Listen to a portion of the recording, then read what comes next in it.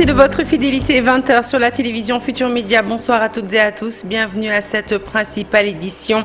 Les titres, c'est tout de suite. Une manifestation le 8 septembre assortie d'un boycott des activités économiques dans la capitale. C'est le plan d'action prévu par les membres du F24 pour riposter contre les manœuvres du régime. Le F24 a tenu sa conférence de presse ce vendredi. Les détails au cours de cette édition. Polémique autour de la possible saisie des biens de l'opposant Ousmane Sonko. Une procédure d'abord assujettie à sa condamnation.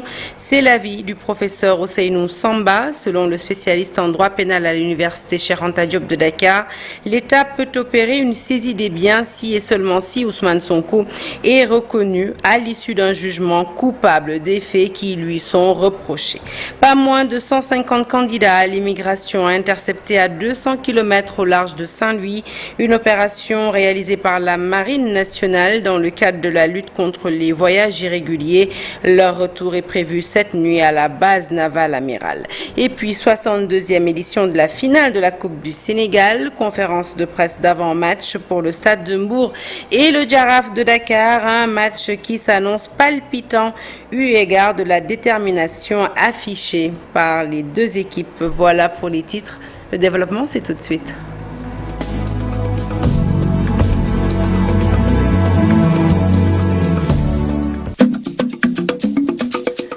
Bonsoir à toutes et à tous. Un journal que nous ouvrons avec la conférence de presse du F24 et ce nouveau plan d'action pour faire face à ce qu'il considère comme étant des dérives du pouvoir en place. Dans ce nouveau plan, le F24 compte organiser une manifestation le 8 septembre prochain, mais aussi un boycott de toutes les activités économiques dans la capitale sénégalaise, une saisine des chefs religieux, des ambassadeurs des États partenaires et institutions internationales est aussi prévue. La plateforme a tenu sa conférence de presse. Nous écoutons le coordonnateur du F24, Mohamedou Mbodjile, au micro d'Aminata Mbaresso et d'Amadouba. Ce plan d'action s'articule autour des points suivants. D'abord, et il est déjà en exécution, une saisine des chefs religieux à partir d'un plaidoyer qui est contenu dans un mémorandum. Lequel mémorandum fait l'état des lieux, l'état calamiteux de la démocratie et des libertés. Nous allons donc les rencontrer le patronat, rencontrer les centrales syndicales, rencontrer toutes les organisations socio-professionnelles pour que nul n'ignore de ce qui se passe dans ce pays. Mais il s'agira aussi de rencontrer les ambassadeurs des États partenaires, de rencontrer les institutions qui sont basées au Sénégal, les institutions internationales. Donc dès la semaine prochaine, nous avons déjà des rendez-vous et nous allons porter le plaidoyer auprès de tout le monde pour que tout le monde ouvre les yeux sur les risques et les menaces qui pèsent sur le pays. Et ça, c'est un élément du plan d'action. Et au-delà de cet élément-là, il s'agira d'organiser une grande manifestation. Il est vrai que le Magal est très proche, c'est pourquoi nous allons fixer la date du 8 septembre pour faire cette grande manifestation. Il reste entendu, et il a été répété, que F24 a déjà déposé 5 demandes de manifestation. Les 4 ont été rejetées, interdites par arrêté préfectoral. Nous estimons que cette fois-ci, évidemment, le gouvernement, le préfet aura la capacité de comprendre qu'il ne peut pas continuer à bafouer les lois et les droits des citoyens. Donc, il est prévu une grande manifestation le vendredi 8. Il est prévu la reprise du dialogue du peuple. Il s'agit également, dans ce plan d'action, d'aller vers ce qu'on pourrait appeler un pays à l'arrêt, ou une ville morte. Dakar, ville morte, c'est également ce que nous envisageons, parce que, comme nous avons dit, il s'agit de trouver une alternative à la lutte dans la rue et à la violence. Parlons justice avec cette polémique autour de la saisie des biens d'Ousmane Sonko, de l'avis du professeur Ousseynou Samba, spécialiste en droit pénal à l'université Cheikh Anta Diop de Dakar. Eh bien, tant qu'un jugement n'est pas prononcé à l'encontre de l'opposant et de tous les présumés auteurs des saccages, l'État ne peut opérer une saisie de ces biens. Toutefois, en cas de condamnation, toutes les parties civiles, y compris l'État, ont un délai de 10 ans pour faire exécuter les décisions de justice concernant les dommages et intérêts. Le point, c'est avec Alassane Diafaraba. D'abord, il faut comprendre qu'une infraction est une action ou une omission qui cause un tort à la société. Et c'est le ministère public qui représente cette société, il est son avocat. Mais cette infraction peut aussi causer un tort à des particuliers et l'État considéré comme un particulier qui a subi des dommages peut réclamer réparation. Notamment les BRT qui ont été cassés, les bus qui ont été cassés, les chapiteaux de l'université qui ont été brûlés, etc. Que tous ces dommages-là sont le résultat de la faute d'Ousmane Sonko, d'après ses avocats. Parce que pour pouvoir poursuivre une personne pour dédommager intérêts, faut-il encore que la personne ait commis une faute qui a causé ce dommage. Mais pour réclamer des dommages et intérêts et l'obtenir, il faut que le ou les auteurs soient jugés et condamnés. Si un juge reconnaît effectivement la relation de cause à effet, en ce moment-là, il pourra condamner le sieur à réparer les préjudices qu'il a causés à l'État du Sénégal. L'action du juge se limite à la condamnation, la prescription étant de 10 ans, libre aux concernés d'engager des actions pour se faire payer. Jusqu'à présent, l'État, dans l'affaire Khalifa Sall, dans l'affaire Karim Wade, l'État est toujours dans les délais. Parce qu'il y a ce qu'on appelle le délai de prescription. Un délai au-delà duquel on ne peut plus réclamer l'exécution de la condamnation. Donc, comme c'est en matière civile, parce qu'ils se sont constitués partie civile, l'exécution de la décision qui a été prononcée, les personnes qui ont obtenu gain de cause ont un délai de 10 ans pour faire exécuter cette décision. Au-delà, c'est fini, ils ne peuvent plus. Mais pendant ce délai, de réclamer. Ils ont un droit, mais qu'ils ne peuvent plus réclamer par voie judiciaire. Ainsi, dépassé ce délai de 10 ans, ils ne pourront plus demander à un juge qu'il fasse injonction à la personne condamnée de payer. Et s'agissant de la contrainte par corps, l'État ou le particulier peut demander au juge d'envoyer le concerné en prison s'il n'a pas les moyens de payer. Et là aussi, le délai d'emprisonnement ne peut pas dépasser 2 ans. Vaste rassemblement des habitants de Thiaroye-sur-Mer pour soutenir leur maire, El Mamadou Ndiaye, arrêté pour complicité et d'escroquerie. Le siège de sa municipalité a été pris d'assaut par les riverains. Moustapha Sarr, premier adjoint au maire, plaide le contrôle judiciaire en faveur de son collaborateur qui, selon lui, présente les garanties nécessaires à cette requête. Il s'exprime au micro de l'Aïpatéane. Solidarité sans réserve à un frère, à un collaborateur, à un administrateur, demander solennellement aux autorités judiciaires, selon les lois et règlements, de mettre à notre disposition notre maire pour qu'il puisse continuer à booster la vision qu'il lui-même a tracée en attendant qu'il ait besoin de l'entendre dans des audiences. Il n'est pas un voleur, un citoyen modèle qui a toujours inculpé des valeurs à tous ses proches, valeurs autour du culte du savoir et de la générosité. C'est vraiment le sens du message que l'institution municipale tenait à côté de toutes les organisations ici présentes adressées à l'opinion nationale et internationale. Voix et leadership des femmes du Sénégal, c'est l'intitulé d'un projet porté par les femmes atteintes de handicap, victimes de nombreux sévices et violations de leurs droits. Ces femmes réunies autour d'un atelier de sensibilisation engagent le plaidoyer pour la révision des textes, des articles plutôt 111 et 196 du Code de la famille. Fatou Diop est point focal du projet. Elle nous en dit plus toujours au micro de l'Aïpatéane. L'article 111, c'est par rapport à l'âge légal du mariage. L'âge légal du mariage. Et nous souhaitons une révision de cet article, surtout en ce qui concerne les jeunes filles vivant avec un handicap. Parce que être handicapé seulement, ça suffit. Maintenant, si on aimerait avoir la révision, au lieu de 16 ans, avoir plus. Parce qu'à 16 ans, on peut dire que la jeune fille handicapée est toujours est toujours sensible. Aussi, pour l'article 196, c'est par rapport au refus de paternité.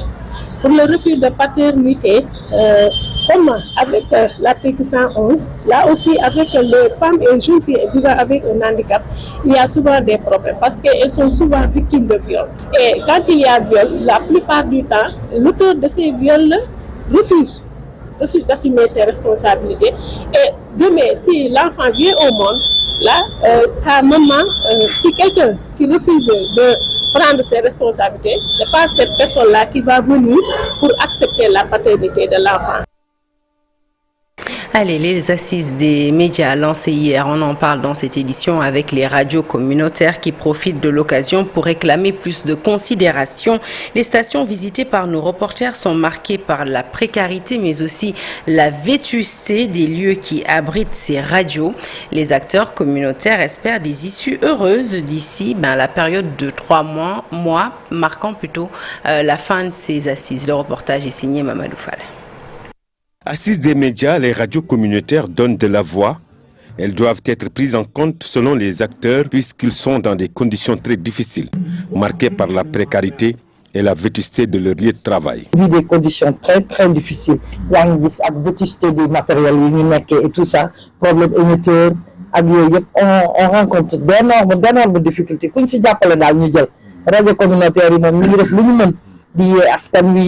côté éducation, sensibilisation, côté santé, nous, en tant qu'acteurs des radios communautaires, cette considération au sein de la presse, nous sommes plus ou moins, je ne dis pas délaissés, mais bon, cette considération qui devait être aujourd'hui de mise, malheureusement, tel n'est pas le cas. Alors que nous contribuons positivement également à la formation des jeunes, à l'accompagnement des jeunes. Il est très difficile d'aller dans ces radios mainstream ou ces télévisions mainstream que tu ne trouves pas un élément issu des radios communautaires. Donc ils doivent être considérés. Et leurs problèmes, leurs préoccupations également doivent être prises en compte dans ces journées de réflexion, dans cette assise de la presse. Il pense néanmoins que les assises de la presse est une bonne chose. Un diagnostic sans complaisance doit être fait pour l'amélioration des conditions de travail. Dans la mesure où aujourd'hui la presse traverse des moments plus ou moins compliqués, des moments tumultueux, la pérennisation de la presse également est aujourd'hui un véritable enjeu, un challenge. Donc si les acteurs conscients de la situation se disent être dans les dispositions d'en parler, de réfléchir, de faire sortir des recommandations, mais également d'avoir des conclusions qui pourront demain les permettre à ce que ces radios, télévisions, dans le cadre général, la presse écrite puisse survivre de ces soubresauts. Je pense que c'est salutaire. Démarrées hier, les assises des médias vont durer 3 mois, à l'issue desquels des propositions seront faites pour une bonne presse au Sénégal. Vous l'annoncez en titre, un patrouilleur de la Marine nationale a interpellé ce vendredi 150 candidats à la migration irrégulière, ceci dans le cadre de la lutte contre le phénomène d'immigration clandestine. L'embarcation a été interceptée à 200 km au large de Saint-Louis. Ces candidats à l'immigration sont attendus cette nuit à 23h à la base navale amiral Faye Gassama, des informations relayées par la DIRPA. Les femmes rescapées du naufrage de Bettenty bénéficiaires d'un important don de matériel pour une meilleure pratique de leurs activités qui tournent essentiellement autour de la pêche des fruits de mer. L'initiative est du ministère de la Femme et de la Famille qui a également pris en charge les enfants devenus orphelins à l'issue de cette tragédie qui s'est produite il y a 6 ans. 60 enfants sont concernés. Ils sont déjà déclarés pupilles de la nation. Aminata Goudiaby. Maïsen, la quarantaine, est l'une des rescapées du tragique accident maritime qui avait emporté 21 femmes de Bettenty. Elle prend ici la parole pour magnifier le geste du ministère de la Femme et de la Famille. Des équipements d'une valeur de 20 millions de francs CFA ont été remis aux femmes rescapées du naufrage de 2017. Il y avait le traumatisme de la mer qui était toujours là et elles voulaient se reconvertir. Donc elles ont fait toute une demande de matériel composé de congélateurs, de tables de séchage, de bacs exothermes pour la conservation. Voulaient leur autonomisation et aussi avoir des produits compétitifs au niveau du marché national. Aujourd'hui, je suis très fier de mon pays. Je suis très fier de son excellence président Macky Sall. Depuis l'accident de Bettenty, il n'a jamais lassé la population de Bettenty. Ils ont été un nombre de 60 personnes avec des rescapés. Et le président a fait toujours d'aller à Bettenty, de laisser un coup d'œil à Bettenty pour satisfaire les besoins des populations. Une soixantaine d'enfants ont été déclarés pupilles de la nation après le drame. Ils bénéficient aujourd'hui d'un suivi correct de la part de l'État. Je les ai vus tout à l'heure. On sait nettement que ces enfants sont très bien encadrés. Il y en a qui ont eu le bac cette année, il y en a qui ont eu le DFM, il y en a qui ont eu l'entrée en 6e. Donc vous voyez que vraiment à son apogée, l'encadrement est... Fally Diouf, chargé du suivi des rescapés et des pupilles de la nation dans le village de Bettenty, confirme que les allocations sont payées régulièrement aux enfants, ce qui permet une bonne prise en charge des orphelins. Cet enfant qui est près de moi est le fils d'une rescapée. Il est né 2 jours après l'accident. Je peux vous assurer que tous les enfants des rescapés sont pris en charge. Ils perçoivent chaque trimestre 150 000 francs CFA. Le ministère de la Femme, au-delà des équipements remis aux femmes, s'engage à les accompagner en termes de financement et de formation. Des assises africaines sur l'immigration, une proposition du Forum social pour jeter un diagnostic sans complaisance sur les causes profondes de l'immigration irrégulière. Mamadou Mignane Diouf, coordonnateur du Forum social sénégalais, invite les gouvernements africains à introduire les quotas de visa dans leurs négociations avec l'Europe. Il s'est exprimé à l'occasion d'une table ronde participative de l'Organisation internationale de l'immigration. Nous l'écoutons. L'Europe nous a arraché le poisson à la bouche, mais l'Europe nous refuse des visas légaux. Nos États aussi, quand ils négocient les accords de pêche et d'autres accords commerciaux, est-ce qu'ils mettent en avant aussi la possibilité qu'un accord de quota de visa soit inclus? Négocions avec l'Europe pour que quand on lui donne aussi des accords dans nos mines, dans nos poissons, dans nos mers, dans nos ressources forestières, etc., qu'on ait aussi la possibilité de dire en même temps, nous négocions un quota de visa. Ça peut être des visas d'études, des visas d'emploi, des visas de recherche, etc. Nous avons tout le temps dit qu'il faut qu'il y ait des assises nationales de la migration. Il faut qu'il y ait des assises sous-régionales de la CEDEAO de la migration. Parce que même si le Sénégal arrête les migrants sénégalais, des migrants sierra-léonais peuvent arriver à Dakar et prendre les bateaux et partir. Des migrants guinéens, des migrants gambiens, bissau-guinéens. Donc il faut qu'il y ait une assise ou des assises nationales, sous-régionales et régionales. Mais tant qu'on n'arrive pas à ça, on ne peut pas arrêter le phénomène de ce qu'on appelle la migration irrégulière. Takengagne, une zone de la région de Saint-Louis qui a récemment enregistré une série d'accidents. Pas moins de 50 morts ont été dénombrés sur la route nationale 2, réputée très accidentogène. Pour venir à bout de ce fléau, autorités et riverains viennent de mettre en place un comité d'échange. Le point, c'est avec Ousseinou Diop et Abibsek.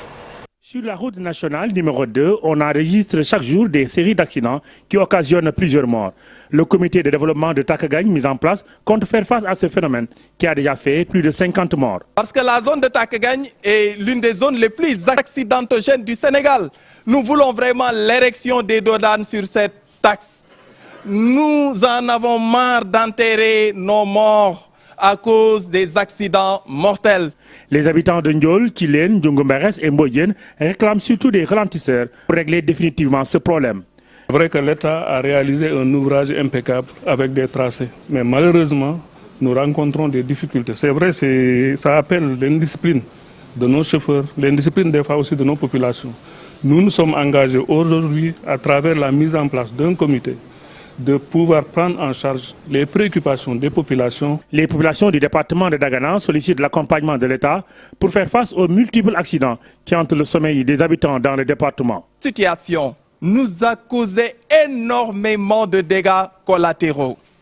Et cette situation expose nos vies en danger permanent.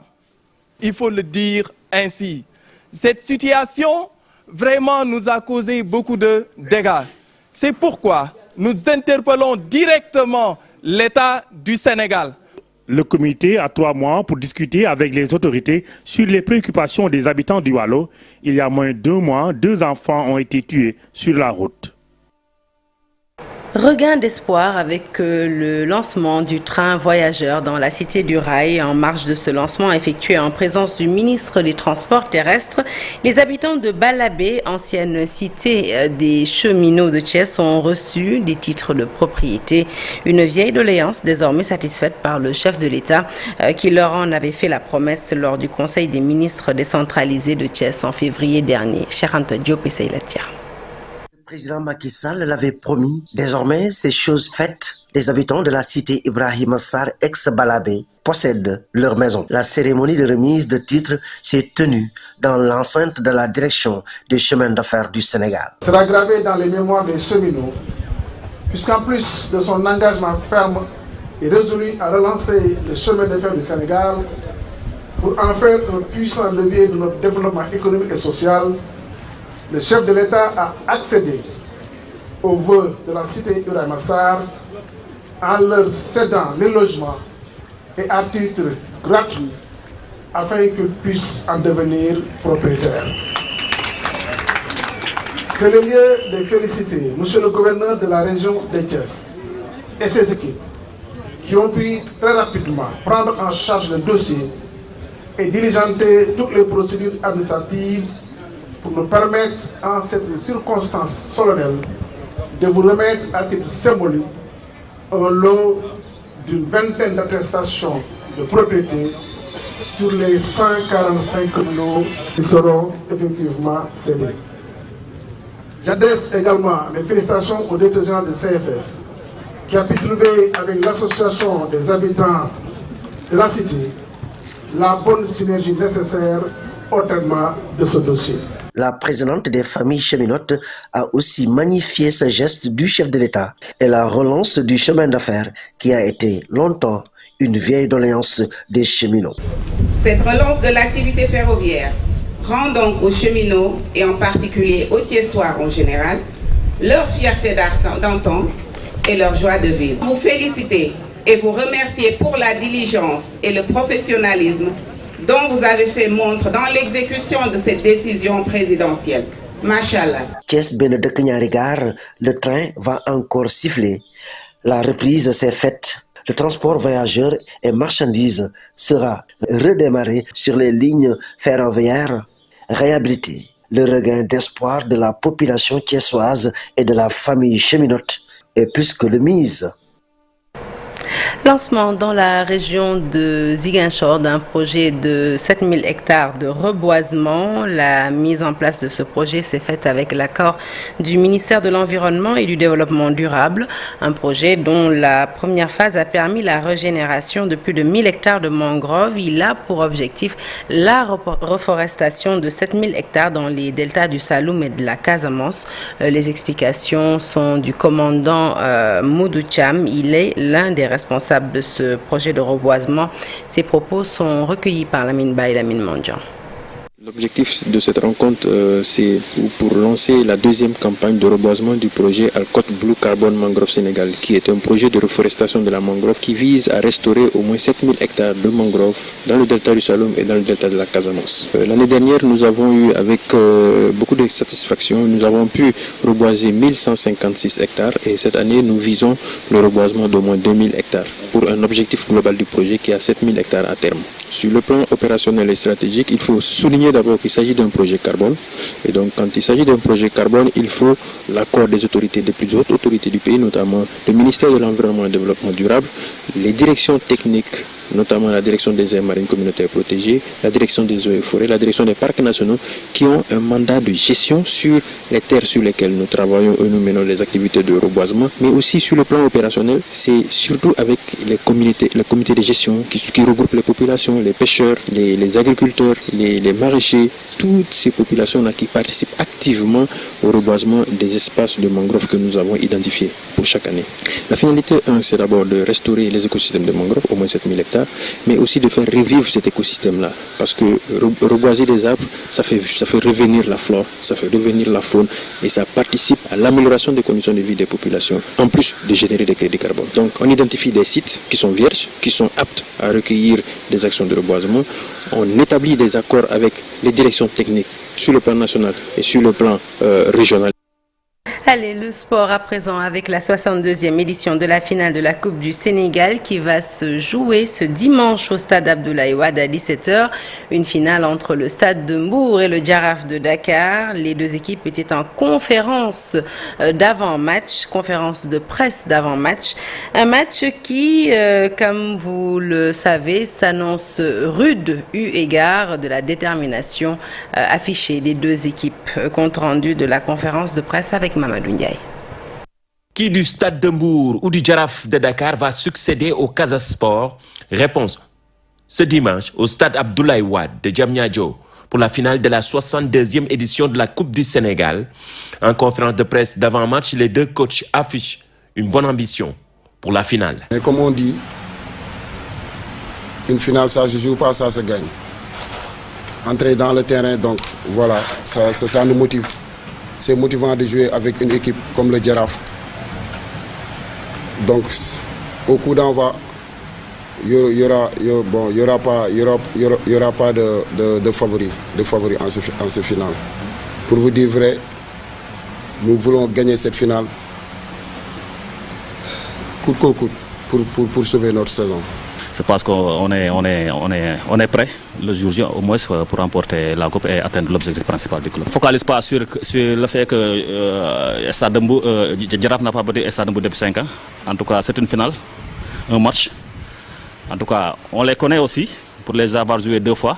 Eux aussi, ils nous connaissent, mais en tout cas, je n'ai pas en guerre pour dévoiler mes secrets. En tout cas, je sais leurs défauts et leurs qualités aussi. On y travaille en tout cas pour les mettre en danger et pour gagner le match, Inch'Allah. Une finale de la Coupe du Sénégal qui pourrait se tenir en présence du président de la République, Macky Sall, 32 ans après la dernière finale présidée par un chef d'État du Sénégal. C'était entre le Jaraaf et la Jeanne d'Arc de Dakar. C'était vers les années 90. Nous restons avec cette finale qui s'annonce palpitante. Le ministre des Sports invite le Jaraaf et le stade de Mbour au respect des règles du fair play. Amadou Ba souhaite que cette finale prévue dimanche au stade de Maître Wade puisse servir de vitrine à la candidature du Sénégal à l'organisation de la CAN 2027. Le Premier ministre, par ailleurs ministre des Sports, recevait ce matin les 2 clubs finalistes de la Coupe du Sénégal édition 2023. Je vous propose de l'écouter. Que la finale de ce dimanche, 27 août 2023, soit inédite de par sa correction, la sportivité et le fair play. Cette finale doit nous rappeler les valeurs de fraternité, de solidarité et de respect que structure notre vivre ensemble.